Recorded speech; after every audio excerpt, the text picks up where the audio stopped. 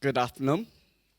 It is my great honor to introduce today's distinguished speaker, Professor SHEN Shuzhong from Nanjing University.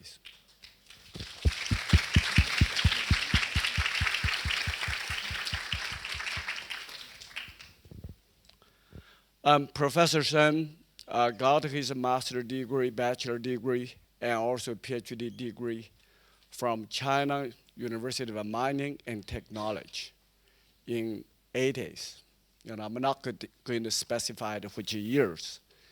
And then after he received his degree, he has been working in the Nanjing Institute of what we call that time, geology and the paleontology, right? So the people in this room, most of the people may not know about that institute. In fact, this is one of the best research institute in China for the geological study and also for paleontology. And so the early days we have the Professor Li Siguang, so as one of the pioneers of Chinese scientists who really open up the research into the geology, paleontology. And Professor Shen has been developing his career in the area of, so we call paleontology and stratigraphic graphs.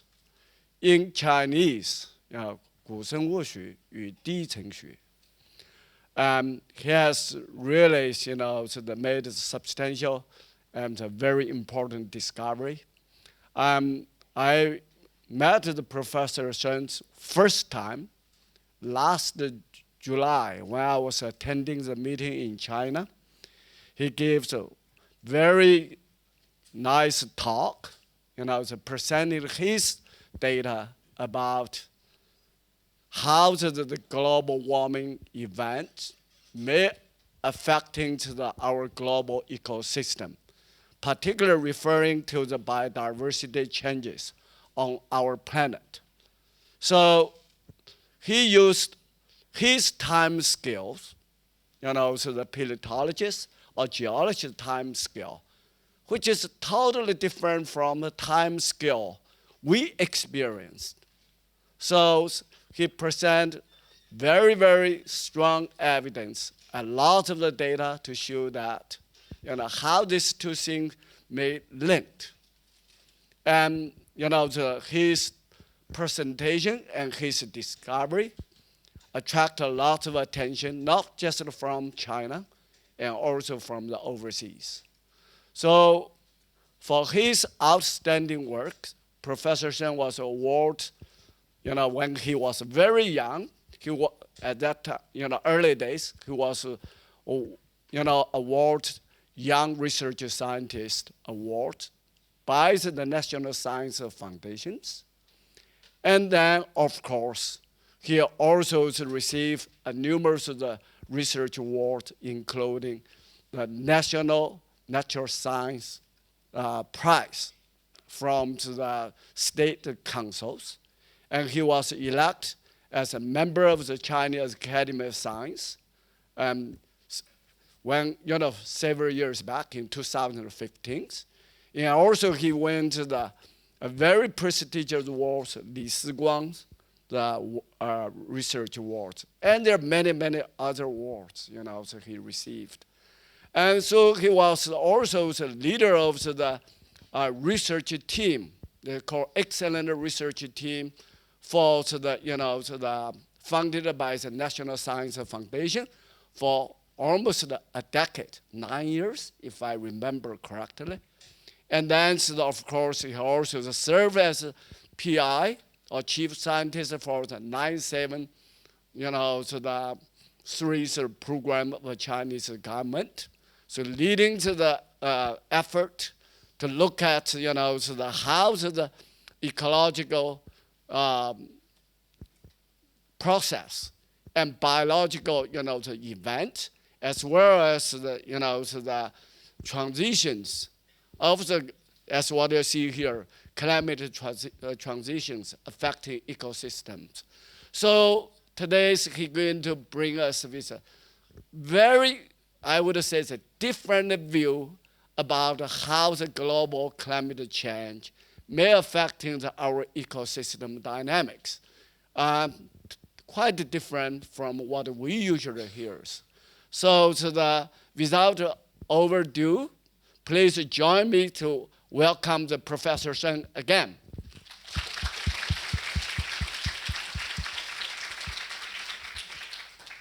So his presentation today is biological environmental evolution during the deep time climate transitions. Professor Shen. It's my great honor to be here to give a talk on actually mainly paleontology. I'm a paleontologist, not a climatologist. The first slide I show you that this is the reconstruction globe about 20,000 years ago with the last glacial maximum. That's the coldest time recent. And if you look at that globe, you will see there's both poles, there's ice sheet. So that was the coldest time recently. And then if you look at it now, and both poles still have ice shield, so we are currently still in a relatively cold time. I guess some of you may play stocks, I think. I don't play stocks, but I started stocks, and then with the paleoclimate, I will talk today. And you know that everybody, you may know that the US President Donald Trump likes to play tweet. And every day he tweets some comments on economy or whatever. And then all the red dots on the curve, that means that Donald Trump actually gives the tweets and talking about the economy or stock or market or something. And sometimes his tweets make a great impact on the Dow Jones and the stock market, and sometimes made like a few hundred points rise or fall even in one day. An extreme example is that the election day in 2016, and then many people predicted that Hillary Clinton will win the election in 2016, November 8th, right? And then, but when the results come out, and when the financial community on the Wall Street knows that Donald Trump win the election, and then the market was shocked, and the Dow Jones stock market actually plunged more than 1,000 days within a few hours. But if you look at the general trend for this stock market trend from like 2016 until 2018, and then although Trump has tweeted made a great impact on the daily change of the stock market, but if you look at the general trend, the stock market, the Dow Jones actually show a steady increase trend from 2016 until 2018.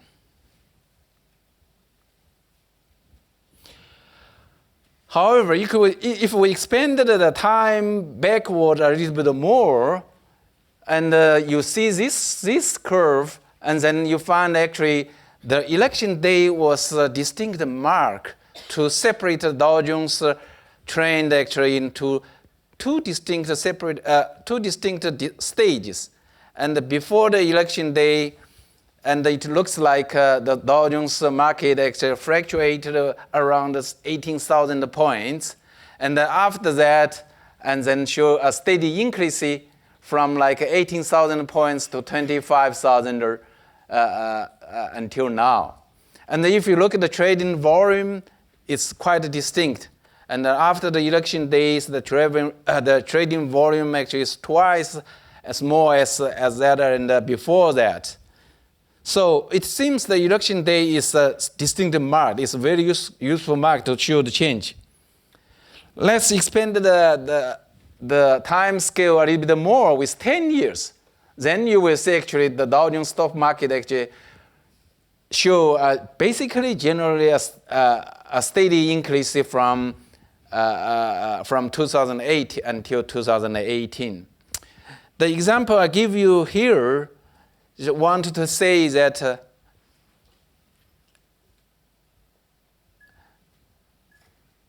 that show you that if we look at the same thing with a different time scale, then you will get some totally different results. That's what's the beginning of my talk. Now let's back to the climate. And the scientists, public and media, they're all basically confused with the scenario. The current Earth is under global warming or global cooling. Now actually global warming is dominated.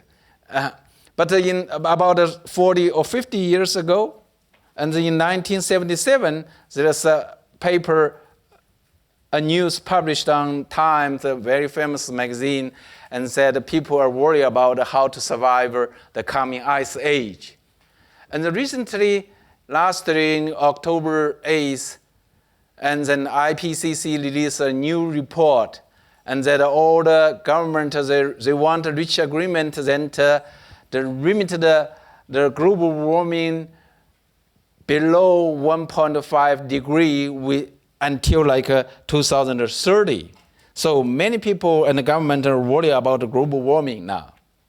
And there's a lot of news and media said that if the current Earth has like a 1.5 degree increase until 2030, and then the Earth will like experience a disaster or something. And some detailed results is they said that the average highest temperature in the middle latitude will increase about 3 degrees. And then no ice will be present on North Pole. That means the current Earth will have only one pole with ice, and the other pole without ice. We had such kind of experience during the deep time, the Earth's history. And then 70 to 80% of coral reef will disappear. And then 10 million people will lose their homes to like even 10 centimeter rise in sea level. And a very large population will suffer health problem based on a paper published on PNAS last year. And the current global warming actually has been supported by quite a few proxies.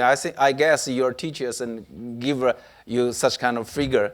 And then the first one, the temperature based on the recent 150 years record, that the temperature actually increased from about 1900 to 2000 is about 1 degree. Okay, if we believe this trend will continue, then 1,000 years later, and 10 degrees will be increased. And then if we have 10,000 years, and then 100 degrees will be increased, that certainly will be not possible. If this is possible, then the whole Pacific Ocean will be boiled. You know, that's the temperature. And also, based on the sea level change, if here, the sea level change also show like a distinct increase during the last century. And also greenhouse gases also increased from the last century. So, and then someone predicted maybe in 2100, and then Shanghai will be like this because of the sea level rise driven by the global warming. And then many people said, the media said, because the current global warming is because the increase of the human-generated greenhouses. And there's a statistic data according to the IPCC 2014, and then during the time from 1970 to 2000, and the greenhouses increased by like 1.3% per year, and then from 2000 until now, the last 10 years, decade, and then the greenhouses actually increased by like 2.2% per year, which means nearly about twice as the time from 1970 to 2000. And there's a lot of media to report that because of the global warming, so the global warming actually caused like a lot of loss of different organisms, like the South Chinese tigers and the lions, or many people said that big fish, and only like 10% of big ocean fish will remain if global warming continue. And this figure shows the distribution of lines current. And then before that, certainly, before the global warming, and the lines actually distributed much widely. And so also caused a lot of loss of the lines and the modern organisms. And nearly half of the 177 mammal species actually suffered, lost more than 80% of their distribution between 1900 and 2015. There is a very famous paper actually published in 2011 and on Nature. That paper said, has the Earth's sixth mass extinction already arrived? And then I will talking about it a little bit more, that there's a big 5 mass extinction during the Earth's history. And then if you look at this figure, and then except for the end Cretaceous mass extinction, which caused the extinction of the dinosaurs, you know that, because many people said that extinction was caused by an impact event, which probably can happen within like a day or a few hours or even a few seconds. So all the other mass extinction, the other 4 mass extinction during the Earth's history, actually is seems less serious than the modern extinction of many vertebrates on the current Earth. And the paper said that if all the threatened species became extinct within a century, and that rate then continued unabated, terrestrial, amphibian, bird, and mammal extinction will reach big 5 magnitudes in like 240 and 540 years. That's very, very fast compared to the Earth's history. And if you look at this figure, and then there are all the vertebrates, the extinction rate, that this one shows the extinction rate. And the extinction rate of all vertebrates include mammals, birds, and vertebrates, and other and frog or something, or birds, and also other vertebrates actually experience an exponentially increased extinction rate since like 1700 years, 1700. And this is actually the first industrial revolution time. And so people think that because of the increase of the greenhouse released by the industry, so which caused the extinction of the modern vertebrates. And the global warming also will cause like a distinct oceanic acidification, and this figure showed distinct the coral bleaching because of the global warming. That many people said 80% of 90% of the Great Barrier Reef in Eastern Australia will disappear if the global warming continue. And also the global warming actually affected the sensory ability of the terrestrial animals like the microcrustacean and Daphnia. These are 2 papers published respectively in 2018 and 2016. So there's quite a few books. Look, this is 3 books with the same name. They say that the sixth extinction, and published in different years. Now, if the extinction is true, then there are some questions. Are we in the middle of the 6th mass extinction? And if yes, when will it stop? And can we stop the current the underway extinction? There are some questions we may ask. And suppose the whole Earth's history to be equivalent to the 24 hours like a clock. And then if we look at this clock, and then the origin of life is about 4 o'clock in the morning, and then the algae actually occur in about like 2 o'clock in the afternoon. And the jellyfish may begin to occur in about 9 in the evening. And look at the human history. If you look at the origin of the human being, and then based on this time history, actually the human being began maybe only about 1 minute, a little bit more than 1 minute. Now the question is, can we use that 1 minute human history to predict the future trend of the Earth, like a climate or global warming or anything, like a catastrophe event? So this is my talk will mainly give you some examples. So we are talking about today and the day after tomorrow, and using data from the day before yesterday. So there are some fundamental questions. Does temperature rise during the last century represent a long-term trend? Is temperature rise good or bad for the ecosystem of our Earth? There's some questions. And then I would think the deep time and mining data or discovery are undoubtedly the most important contribution in Earth science to understand the human being history and the current Earth. And this is actually a spiral actually show the Earth's history, and the green line show the origin of the life. It's about 3.8 billion years ago. And we have many different things actually happened during the life history of the Earth. And then we have known that about 630 million years ago, and the whole Earth actually was covered by snow. We call the snowball Earth. And then after that, and many like megafauna actually began to occur, in particular like the Cambrian explosion and many different fauna to form the current ecosystem actually occurred during that time. That was about 530 million years ago. And also there are some distinct mass extinction in red.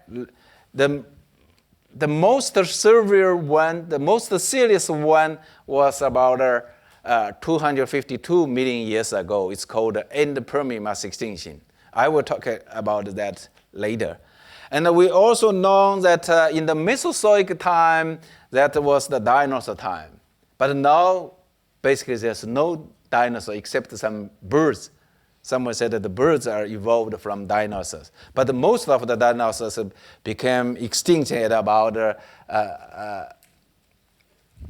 0.66 million years ago. And the human history is only about like 7 million years. So what we can learn from these past events? And some people and many people are doing now, and this is a very famous curve created based on the statistical data of the marine families done by a professor in Chicago University, which is called Jack Sepkoski. And he recognized 5 big mass extinction. And this one is in the end Ordovician. It's about more than 400 million years ago. And in particular, if you look at this is the largest extinction. It's about 252 million years ago. And that one is the end Cretaceous mass extinction, which caused the extinction of the dinosaurs. It's the smallest extinction if we compare the other 4 extinction. So the dinosaur extinction is number 5 mass extinction. And someone did a more detailed statistic analysis said there are 18 different mass extinctions during the Earth's history. But it doesn't matter. Let's look at a few examples. Okay. If there were a few very serious like mass extinction during Earth's history, the first thing for scientists to think about maybe like the warming or the temperature change or environment change which caused the extinction. This is a paper published on Science Advances in 2017 by a professor in MIT, and he plotted all the carbon isotope excursion with like more than 5 per mil shift on a figure and scale to the time duration. So if you look at this, all the carbon isotope excursion plotted on that figure, and it seems the carbon isotope excursion are related to the mass extinction. All the red dots actually show the 5 mass extinction, except for the late Devonian mass extinction. All the 4 mass extinction are actually above the threshold of the carbon isotope excursion based on this figure. So it looks like mass extinction are related to the change of the carbon isotope, which more or less to be interpreted as the change of the temperature or carbon cycle. However, if we look the whole life history with the modern ecosystem, which is about 600 or more than 500 million years, and then this is some scientists and put like more than like about 57,000 volumes of data on the same figure to show the trend of the oxygen isotope since like 500 million years ago until now. And everybody know that when the Earth actually was formed, the Earth was very, very hot with like a magma ocean. And then now our current Earth is a blue Earth with inhabitable like temperature, and the environment is hospitable. You know that. But if you look at the oxygen isotope from like 500 million years ago until now, there's a trend actually the increase of the oxygen isotope, which means the temperature actually generally decreased from like 500 million years ago until now. It's nearly about more than probably 30 degrees. So the Earth is going colder and colder based on this general trend. So shall we be worried about the current global warming? Let's look at more data. And then if you look at this curve, and the red lines show suppose that the temperature change, although it's not like very precise, but generally they should be okay. Then if we have seen that like here, I couldn't use point. And then the Earth and with the modern ecosystem actually experience quite a few different times. Sometimes are very cold, like snowball Earth, and then there are quite a few cold times, including the current Earth. And there are also some time interval with the Earth actually was very, very hot. It's here. And then if you look at the curve, and sometimes the temperature is about like more than even 20 degrees increase, it's a common. And then this is the current increase of the temperature rise. And then if you compare this temperature increase to many other temperature increases during the deep time, then it seems this is not a big increase at all right now, right?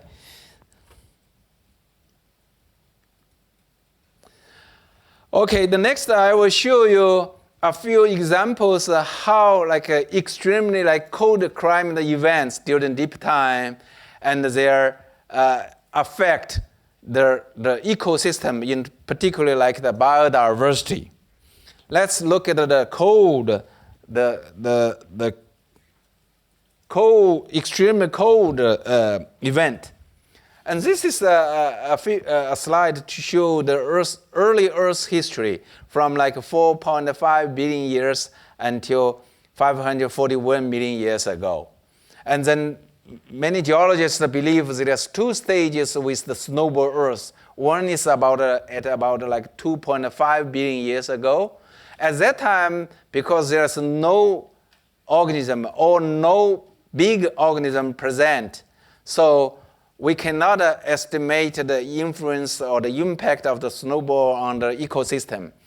But this one, it's very interesting. And there's a snowball Earth before like 630 million years ago. And then the transfer from snowball Earth to a green Earth, to a current blue Earth, and then resulted in the emergence of the metazoans. This is a very big event, and many people said that it's the most important time interval, which means actually from a cold snowball Earth to a warm, relatively warm blue Earth, and result in the development of the modern ecosystem. This is a figure to show the time intervals here. The snowball Earth is somewhere here, and there is quite a lot of successive like different faunas begin to occur after the snowball Earth, after the end of the snowball Earth. So the end of the snowball Earth and the warming, it seems good for the formation of the ecosystem, and even including the three kingdoms and like plantar, fungi, and animalia. And this is some sort of the early animals. This is just after the snowball Earth. It's about 600 million years ago. And then some like fossils. This is a big discovery. The paper was published in 2011. And then look, this is a very like many like anthropods and even some fish, and they begin to occur just after like the snowball Earth. We call the Cambrian explosion because most of the filler on the current ecosystem actually suddenly occur at about like 530 million years ago. And this is a figure to show that the many different animals, actually major groups, actually suddenly began to occur during the Cambrian time. It's about 441 million years ago. And many people said that maybe the snowball Earth is here. This is the snowball Earth. It seems still a long time between the emergence of the Cambrian explosion and also the snowball Earth. And some people said, according to the Darwin's theory, that the life actually began. Life always like evolved like gradually from one group to another group, and so there's a missing link there, and we call the Darwin's lost world from the snowball Earth to the Cambrian explosion. However, if you look at the fossil record and the genetic fossil record, the difference between them, and then you will find actually snowball Earth is somewhere here, and the area with the yellow and the blue color means we have already found fossil evidence to show the earliest occurrences of those fossil group. But the genetic fossil record show actually those groups all began to occur actually much earlier.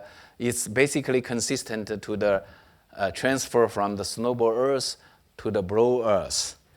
Why? This is because the fossil records are always incomplete. It's really hard to find the earliest record of the different fossil group. So sometimes when people actually find the earlier or earlier record of the fossil of major fossil group, and then the paper is usually commonly can be easily published by Science and Nature. Let's look at the second coaling event. This is called Great Ordovician Biodiversity Event. It's here. That event caused increase of the diversity, the biggest increase of the diversity during the Earth's history. It's about the general and the species number actually increase about 3 times more. Then if you look at this figure, this maybe it's more clear, and 3 or even 5 times more than the Cambrian time. But some scientists actually did analysis on the oxygen isotope based on the conodons. They found that increase of the diversity actually it was associated with a very distinct global cooling stage. So it seems global cooling will also cause diversification of the ecosystem during the deep time.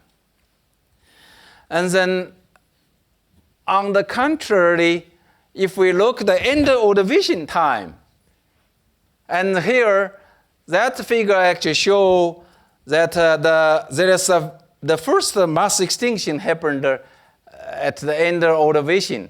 And then if we look at this figure, then show this is a colder type fauna, which is called like a Hornentia fauna. And then below, there is we call the pre-Hornentia fauna. And then if we look at the environment change, and this is a glaciation stage. And when the glaciation stage came in, and then the pre-Hornentia fauna actually mostly become extinct, which means actually the end of Ordovician, the first mass extinction was caused by the glaciation, a cooling event. And this is the temperature based on the clump isotope. It's about 5 degrees colder than the horizon below that glaciation and above that glaciation. So,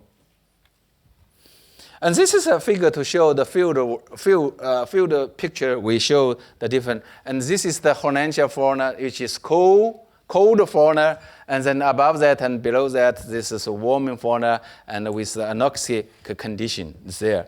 And if you look at the fossils from the the Hornentia fauna, and then you will see lots of brachiopods and shelly fossils within that interval. And then below and above that, we have seen that many pelagic floating animals like reptiles. Let's look at the second cooling event. This is we call the late Paleozoic Ice Age, which was formed 300 million years ago. We call the late Carboniferous early Permian Ice Age. And if you look at the area of the Carboniferous and Permian Ice Age, and then that's about 17.6 to 22.6 time, 10 to 6 power square kilometers. And the current ice sheet is about 23.5. So which is, in terms of area, the Carboniferous and Permian glaciation 300 million years ago is very similar to the current ice sheet in terms of area. And in terms of duration, it's about both about 60 or 70 million years long. So they are basically comparable. When many people studied the Quaternary glaciation event, they used the late Paleozoic Ice Age as an example. And this is the current glaciation. If you look at this is the Canadian Arctic, and you will see that the glacier actually still moving, and forming telltale striations like there. So this is the quaternary glaciation. And someone actually investigated the distribution of the glacier during the late Carboniferous and early Permian time, 300 million years ago, and there is a very wide distribution of the glacial deposits along the United Gondwana continent. And this is an example to show you why that's the glacial deposits. If you look, this is a very single independent a rock, a stone, actually dropped into the very fine grained shell, and that we called like ice rafted drop stone. This is because when the glacial move or the ice sheet move from like a mountain to the ocean to the sea, and then they carried a lot of like different stones, and this stone, when the ice went into the ocean and melted, and those stones just dropped to the seafloor, and it cannot be interpreted by any other sedimentary phenomena. And these are also the drop stone found from Tibet, which means actually Australia, Tibet, and South America, South Africa, many, many different places, they have such kind of deposits. So the ice sheet was quite widespread during that time. And this is study we have done the oxygen isotope again from actually for the whole Permian time, basically from 300 million years ago until 250 million years ago. And then if you look at the oxygen isotope profile, and here this is a very cold stage. And then there is a warming from the global cooling to global warming. This is a very distinct transfer. And it's about like a 5 to 8 degree warming from here. And suddenly there's a more like a dramatic change here. This one, it's global warming is about more than 10 at the end of Permian. I will talk about it later. And then let's look at the biodiversity change.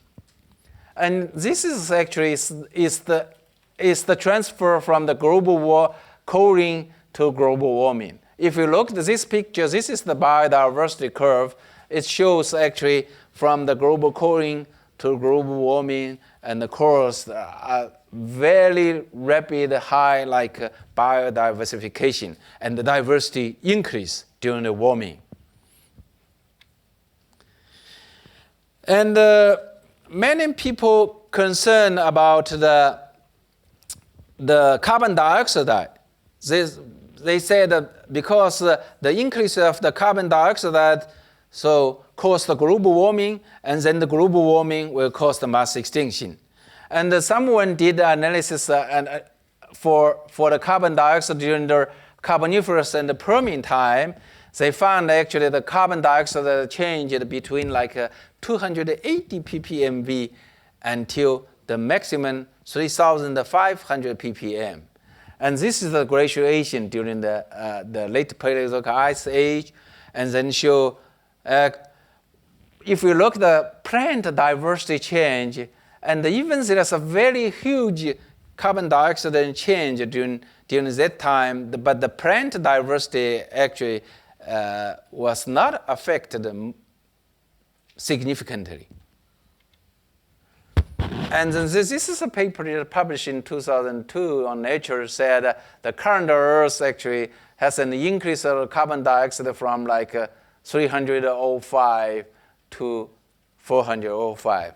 If you consider the late Carboniferous and early Permian glaciation time from like 280 to 3,500, that change means really small, not so significant.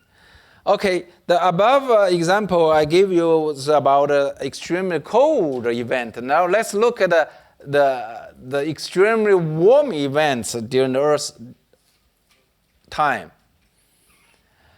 If we're talking about the catastrophic event, and we're always talking about the end of Permian mass extinction, that extinction nearly caused the end of the whole ecosystem. Some people said if that event a little bit more serious, and then probably we are not here because all the organisms will become extinct. And according to the statistical data, at the end of Permian mass extinction caused about like 95% of marine species. This is nearly the end of the ecosystem. And quite a few major fossil groups like trilobites, phosphorhinids, and the rugoso coral and brachiopods, most of the brachiopods, these major groups, they totally disappeared, never occurred again. And the brachiopods also suffered a great loss. Most of the brachiopods become extinct too. If we look at the terrestrial ecosystem and many vertebrate animals and also the plants actually changed dramatically too. And someone did the statistical data showed that like 75% of the species actually become extinct. So this is the most serious extinction event during the Earth's history. And we actually did a quite detailed investigation of a few sections in South China. And if you look at these figures, every graded line represents a species, the range of the species. And then if you look at the figure, there is a truncation here, and there's many species actually disappeared at that level. That's the end of Permian mass extinction. And if we plot the diversity pattern and the carbon isotope in a more detailed way, this is only about 10 meters below the extinction level and 1.5 meters above the extinction level. We have seen the diversity drop dramatically within about 200,000 years. This is, geologically, this is a very, very short time, maybe just like a second, the current time scale. And then this is the figures to show the extinction rate actually is extremely high at the extinction interval, but it began to increase a little bit earlier. If you look at the origination rate, and then the original rate was very, very low. And the blue lines showed actually the longevity of the different the fossil species. And then if we look at this curve, actually the longevity, actually the life duration of the average life duration of the species actually decreased significantly just before the extinction, which means actually maybe the environmental stress increased during that time. And this is a figure to show how rapid of that extinction. Look, this interval is only about like 26 centimeters. And we actually carry out a very high precision dating based on the zircon contained in these two ash beds, volcanic ash beds, and we got the maximum extinction duration is about 61,000 years. Compared to the modern time, that's a long time, but if we look at the geological time, it's like a sudden extinction there. And then we also investigated the carbon isotope along that interval. Look at the extinction interval is the yellow bar here, and then the carbon isotope actually began to decline at about 252.2 million years ago. And then with a very sharp negative shift, it's about 5 per mil here. So the extinction was associated with a dramatic change of the carbon cycle. That's the direct evidence. And that has been proved by many different sections. All the sections show the same negative excursion of the carbon isotope. And then if you put the carbon isotope negative excursion with the diversity change together, and then you find actually the diversity drop is basically consistent with negative shift carbon isotope. And then, so people were concerned about the temperature change around that. And someone trying to get the temperature curve around the extinction interval, and then did the clump isotope. That's it's a common approach to get like a temperature change in the geological history. And the show actually just before the extinction there's a temperature rise. So it seems like the temperature rise is consistent with the extinction in the at the end of Permian. And this is some other studies. That's the paper, our work actually published on geology. That shows the carbon isotope negative shift is here, and then the oxygen isotope shift is here, which means like 8 or 10 degrees increase around that interval. Based on this figure, that means it seems the extinction is consistent with the global warming. However, later, actually, we did a more detailed analysis based on the Conradon oxygen isotope. We found the extinctions here is the onset of extinction is consistent with the most negative shift of the carbon isotope. However, if you look at the temperature curve, actually the temperature rise is slightly behind the onset of the extinction. So we don't know the reason why the temperature rise is behind the onset of the extinction. Many people say that the temperature rise will cause the disaster of the ecosystem. Then it should be like a temperature rise is consistent or before the extinction. If we look at many people, if you look at this picture, if you're not doing geology, it's just a very common picture. But as a geologist, just if you look at this picture, there's a very sharp contact here. And then below that, this is quite a normal marine benthic ecosystem with numerous different fossils, so like everything. It's quite a normal ecosystem here. But above that, and all those species suddenly disappeared there. And it's like a yellow world, from a yellow world changed to a dark world. And this is the end of Permian mass extinction. It's like very sudden there. We also analyzed the temperature change. Look, this is the oxygen isotope here. And from here to here, there is a very sharp increase, decrease of the oxygen isotope, so which means abrupt warming is here. But that warming is slightly behind the extinction. So that's the geological evidence to show the global warming. And also, if there's a global warming, then should have like oceanic acidification too. And we also analyzed the calcium isotope on different sections, and we found a negative shift of the calcium isotope. So there is a distinct oceanic acidification too, which is consistent with the global warming there too. And we also analyzed the oxygen level or sulfur level in the ocean, and we found actually big excursion along the extinction interval, which means like this biomarker isolation rate, which means sulfur bacteria was full of the ocean, indicate a lot of sulfur present in the ocean during that time. And this recent paper on Science published, they say they analyzed the oxygen level. They found actually during the extinction time, the oxygen level was very low. And so anoxic condition was widespread during the extinction time. But they found actually in the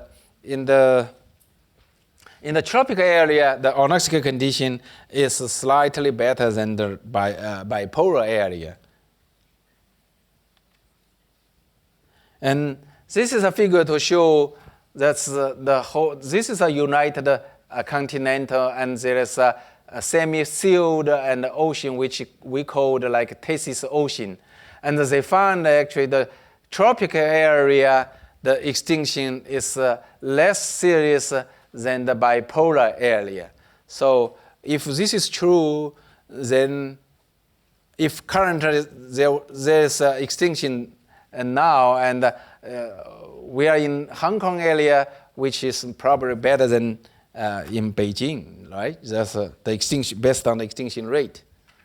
And also the uranium isotope, which is indicative of the oxygen level of the ocean, and there is a very distinct negative shift. That's the anoxic event here. So anoxia, it seems caused by the global warming, and in association with the oceanic acidification was probably the cause of the largest extinction.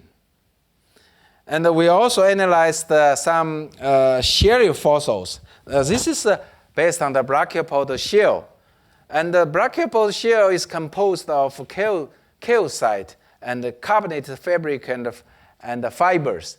And then if there's an oceanic acidification, then will make the brachiopod shell to be difficult to form their fibers.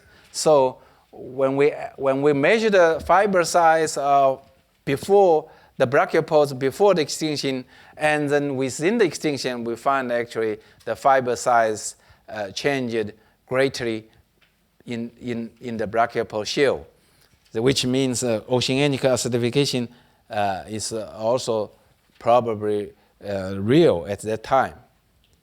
And then if global warming was real, then we'll increase the continental weathering on land.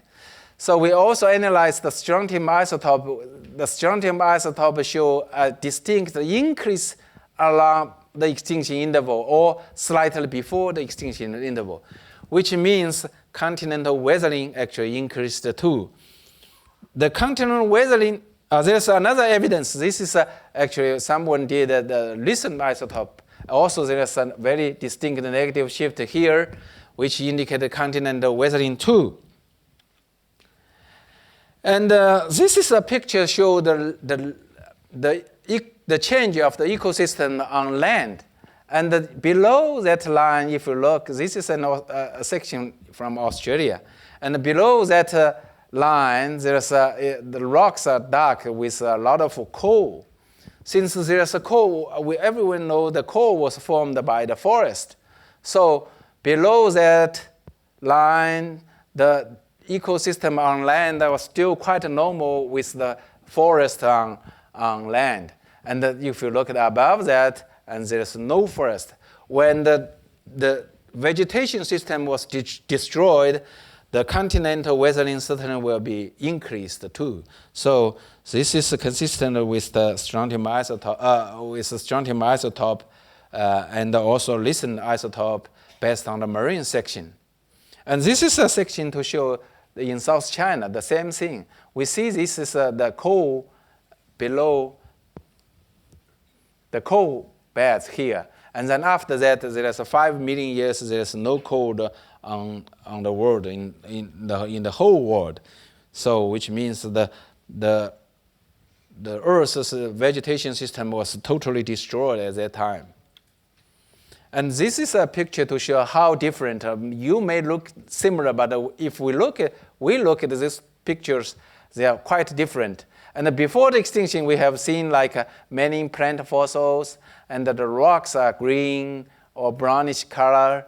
And after extinction, look, there's no plant fossils, and then the rocks they're all reddish, which indicate like climate drying. So during the global warming, the climate drying. And then this is a figure to show the change from the marine section to the terrestrial ecosystem. And then the change actually is consistent from marine to terrestrial ecosystems, that all showing like a global warming and anoxic condition and oceanic acidification. And then we know that if the Earth was become warmer, and then it's a common phenomenon that the animals actually in the tropical area will move like a polar world. And then because they want to go to like a relatively cold place. And someone did try to plot the paleogeographic distribution of different animals, they showed actually the animals move in like polarwards about 10 to 15 degrees during the warming time. And many people are concerned about the fossil fuels we are burning, we are using. And then someone did the calculation, the modeling, and try to say if how much carbon is necessary to cause such kind of 5 per mil negative shift of carbon isotope excursion. And then we found actually even during the largest in the Permian mass extinction, and then even we burned all the fossil fuels during that extinction interval, and then will not be sufficient to cause such kind of 5 per mil negative shift. So this is very different from the current understanding. And this is another figure to show the volcanism is really difficult to cause such kind of negative excursion. So only the methane release will be possible to make such kind of negative shift of 5 per mil. And so what is the cause of the such kind of largest extinction? And many people said this is the Siberia Traps. This is a huge volcanic eruption in the Siberia platform. It's about 3,000 kilometers long and 2,000 kilometers wide. And before, people said the Siberia Traps is not possible to cause the global warming and the Permian extinction because its timing is slightly behind the extinction. But based on the recently study that the Siberia Traps actually basically overlapped with the largest extinction. And this is a figure to show the relationship between the Siberia Traps and the extinction. And the Siberia Traps actually, volcanism began from here, and this is the extinction is here, and then extended a little bit more. And the extinction is only happened with a very short time, but the volcanism actually began much earlier and experienced a much longer time.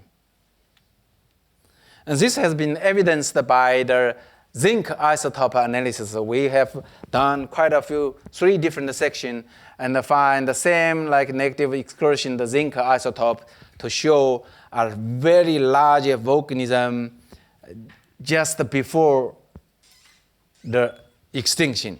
So it seems reasonable to suppose the massive volcanism caused the extinction.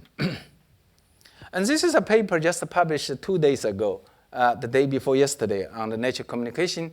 And they found actually a mercury anomaly here, which is consistent with the extinction, the biodiversity dramatic changes here. And we know the mercury is highly related to the volcanic eruption. So it seems, again, to support the volcanism was the cause of the extinction. And this is a more comprehensive figure to show different phenomena. All those phenomena actually is consistent with the extinction. And it seems the global, a very large and massive volcanism actually caused the extinction. And the principle to cause the extinction by volcanism was, many people said, because the volcanism eruption will release a lot of carbon dioxide or greenhouse gases, so which could cause the global warming and then the extinction. But the time still there is some problem between the time sequences there. I will talk a little bit more about one more example. This is everybody knows the Ender Cretaceous extinction event is here.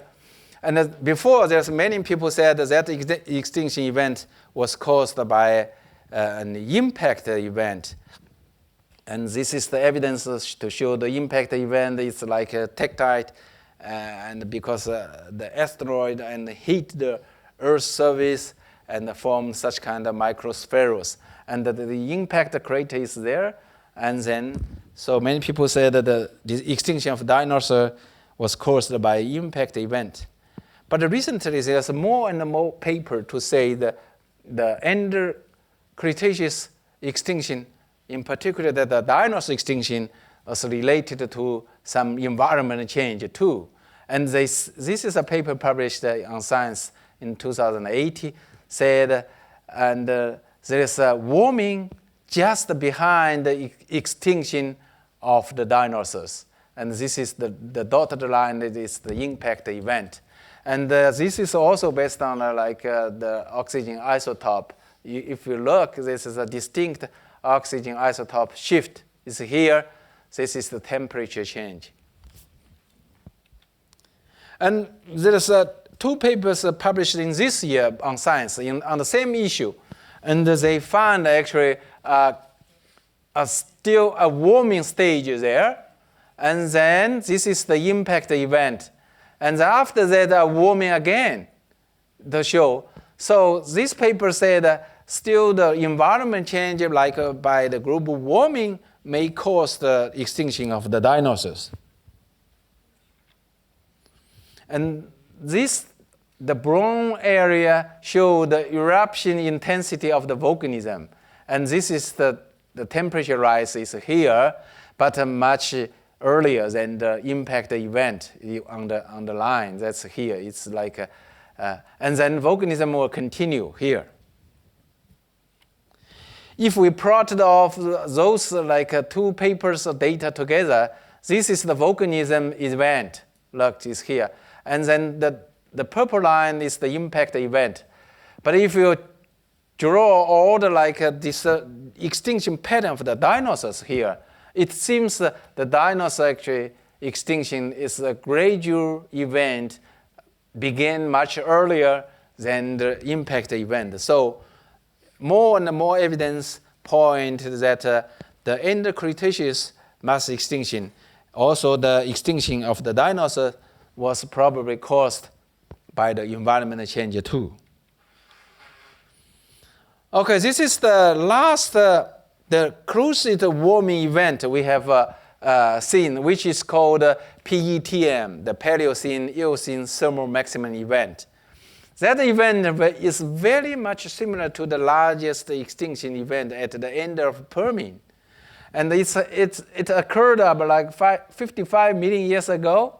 It was rapid. It happened within 115,000 years.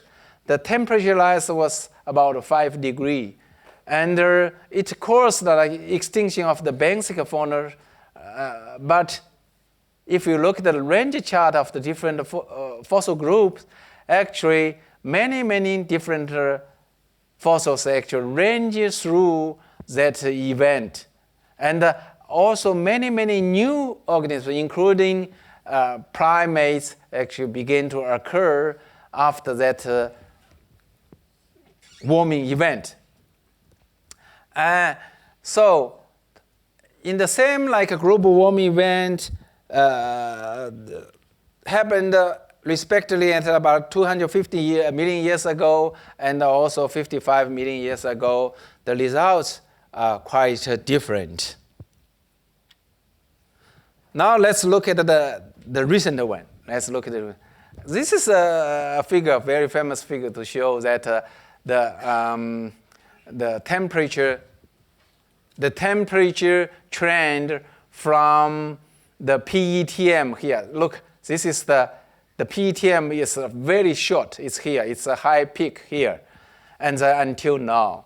If you look the general trend from PETM until now, then it's generally it's a cooling. It's become colder and colder based on this trend, the record. And then this is the Antarctic ice sheet was formed. It's here, and this is the North Hemisphere ice sheet that was formed here. I use another figure to slightly expand the modern prediction of the carbon cycle models, like quite a few different models. And according to a few models, and then based on the current release of human generated the greenhouse gases, and then you will see the Earth will reach about that level here, based on one of the model. But even the carbon dioxide or temperature goes to that level, it's still lower than the PETM, which didn't cause a lot of the extinction at all. So this is something we need to think about. Is the global warming true? Or even if the global warming is true, and we are not sure if it will cause a disaster on the Earth or not. So this is the summary of my talk. And the Earth is a complex system. Its history has been for more than 4.5 billion years. So and the global changes on the current Earth have a totally different scales from those in deep time. And the dramatic climate change had made great influence on the Earth's ecosystem in multiple ways. It is extremely important to study the catastrophic events in deep time. So my word will be the past is the key to understand the present and the future. Thank you very much. Actually, I have a small question about the extinction. The curve shows that there's 5 or 6, the 6th prediction for the extinction of species. But I think the discovery of the species is also, as time goes by, there's more species were discovered. But in the past, there's less species were discovered. So does that graph include all the species? It also includes the newly discovered species.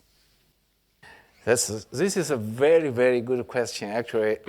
Many people are doing that, try to adjust the curve into a more standard way, because you are right. The deeper time you go in, and then the fewer species you find, right? So this is true.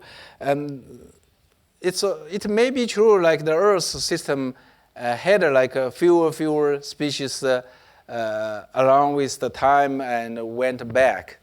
But it's also possible that because the deep time geological record was less and less, so you will find fewer and fewer species. This is actually a sample intensity problem. But the curve I show you today is not adjusted. It's not standardized based on the available rock we collected or not. It's not related like the time, the deep time, a different deep time or something. Yeah. So maybe I ask a question here. Yeah, yes, please. So you're talking about in your presentation, you're basically talking about after extinction, you see the rise of the temperature. Yeah. So based on your people's data, what's really caused that temperature rising? This is a difficult question for me. We have quite a few different interpretations.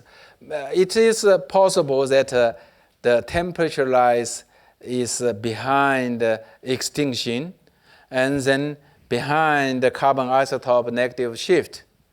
If this is true, then we will say that the temperature rise was not related to the extinction at all. So the extinction should be caused by other causes, okay? And there's another possibility is we may get a wrong data, or when we analyze the different sample or different section with different material and the different approaches, we may get different results. One example I show you that we use the clump isotope, brachiopods shell, and it shows the temperature rise is slightly before the extinction. That's very reasonable to interpret that the extinction was caused by the global warming or the temperature rise.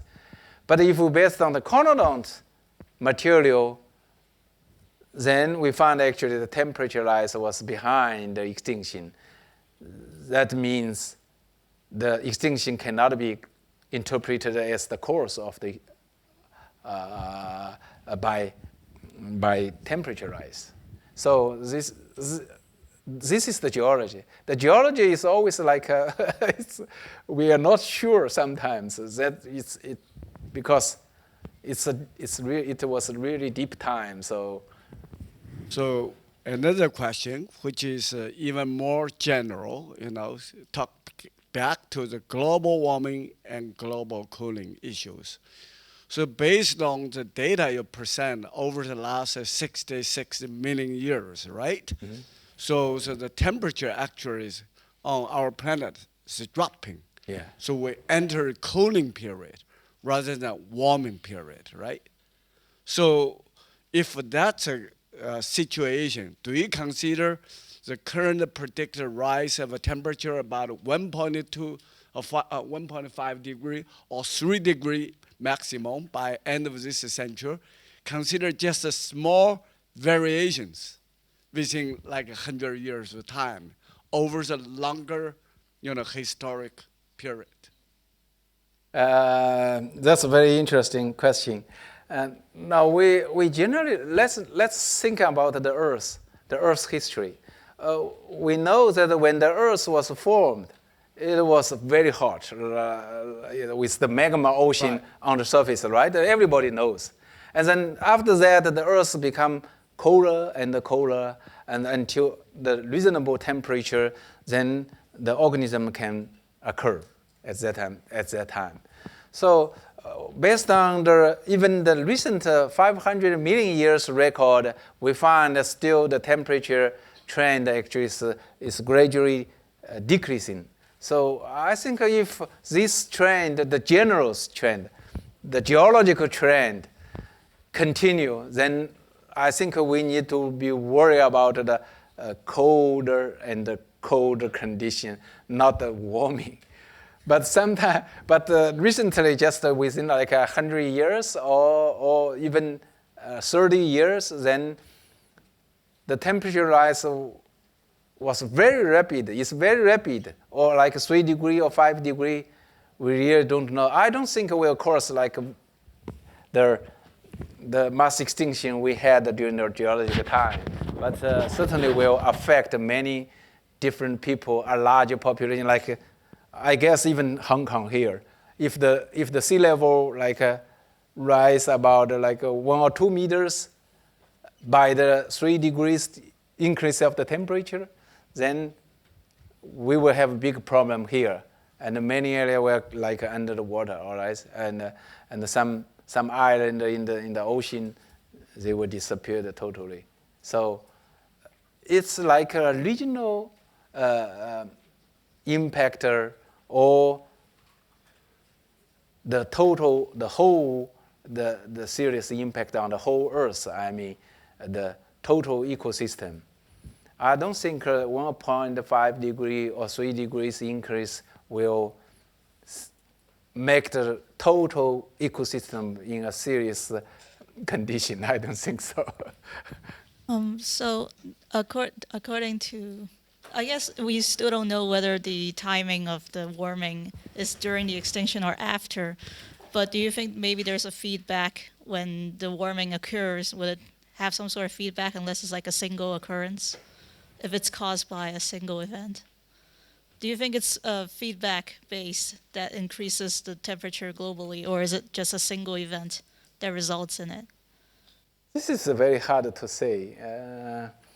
I in the last slides, I said that the influence will be in a multiple way. Really don't know. Maybe the feedback may be different, or But many people said 3 degrees or 1.5 degree will cause like a disaster. It's more or less overstated, as I think. But we're really not sure which kind of feedback we were seeing. But based on the geological history, even like 8 degree or 10 degree, sometimes will cause like a disaster. 95% of species disappeared. But the current ecosystem is still underway. We have seen, and the diversity actually on Earth is still increasing now. So. Okay, it's almost 6 o'clock. We have been here for almost an hour and a half. So I'd like to, close this seminar sections. May I, maybe, just have the entire crowd to join me to thank the Professor Sun for the wonderful talks.